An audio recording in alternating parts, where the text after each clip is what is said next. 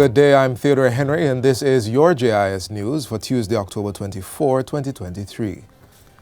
The sustainable growth of Jamaica's micro, small and medium-sized enterprise MSME ecosystem is important if the country is to address the concerns of employment and income. That assertion comes from Dr. Nigel Clark, the Minister of Finance and the Public Service. Data from the Ministry of Industry, Investment and Commerce shows that the MSME sector accounts for approximately 60 to 70% of all jobs. Dr. Clark says that's why attention should be given to these entities. The ability of the SME ecosystem to spur company formation and to lead to company growth and employment and innovation is critical and crucial to the maintenance of all of the delightful macroeconomic advances that I just described. And the good news is that that's exactly where we are focused in partnership with the IDB. According to Dr. Clark, over 5,400 companies were formed in Jamaica in 2022. He says there's no year on record in the country's history where so many companies have been formed. Meanwhile, the finance minister is describing the country's new record low unemployment rate as a paradigm shift. The figure now stands at 4.5%. Minister Clark says this is a transformational jump from the double-digit unemployment seen between 1990 and 2015, which spans 25 years. For that period, the unemployment rate averaged 13.9%. Dr. Clark insists that it's the government's policies that have worked to reduce unemployment so significantly. Through the policies of the administration, inclusive of the innovation ecosystem that we're building, we have transformed that paradigm, and the paradigm that we're in now is a paradigm of single-digit unemployment. In fact, since 2016, notwithstanding COVID, there are only 2 quarters when unemployment has been outside of the single-digit range. Minister Clark was speaking recently at the opening session of the Sub-Regional Policy Ecosystems of Entrepreneurship and Innovation in the Caribbean region. Minister of Industry, Investment and Commerce, Senator Aubin Hill, says Jamaica remains on a strong economic growth trajectory with key indicators pointing in the right direction.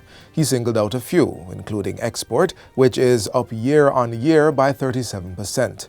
In addition, debt to GDP is now at 77%, and the country has achieved its best credit rating ever by Standard & Poor of BB-. Investors, both locally and internationally, will find, and we're finding Jamaica to be easily the most attractive investment destination to create jobs, profitable companies, and more tax revenues. Senator Hill was debating the state of the nation in the upper house earlier this month. According to him, the government is doing a good job in reducing unemployment to an all-time low with the addition of 148,800 new jobs since 2016.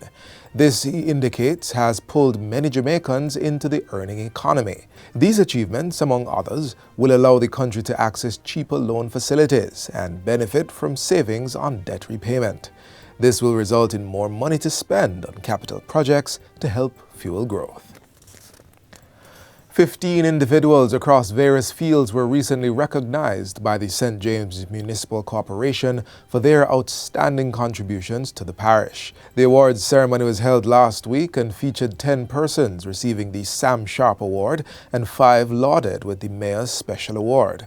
Recipients of the Sam Sharp Award gave service in the areas of journalism, sports, education, agriculture, and health. They also include outstanding contributions to tourism, community service, national security, industry and commerce, as well as to the field of arts and culture.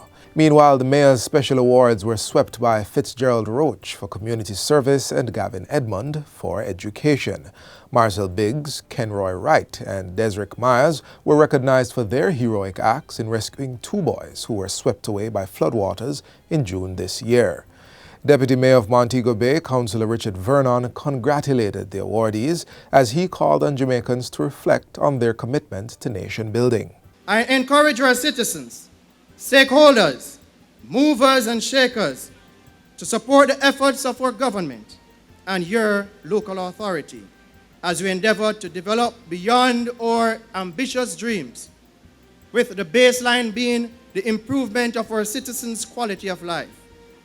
On this mission, none of us is more significant than all of us.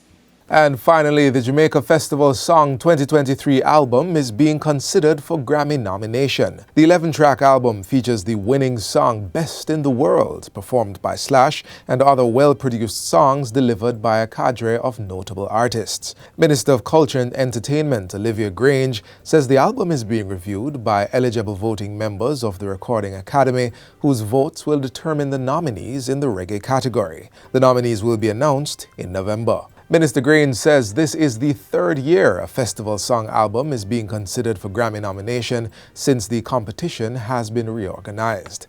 The minister says she remains optimistic that the 2023 festival song album will be one of the nominees for the coveted Grammy Award. The album is available for streaming and download on several digital music platforms across the world.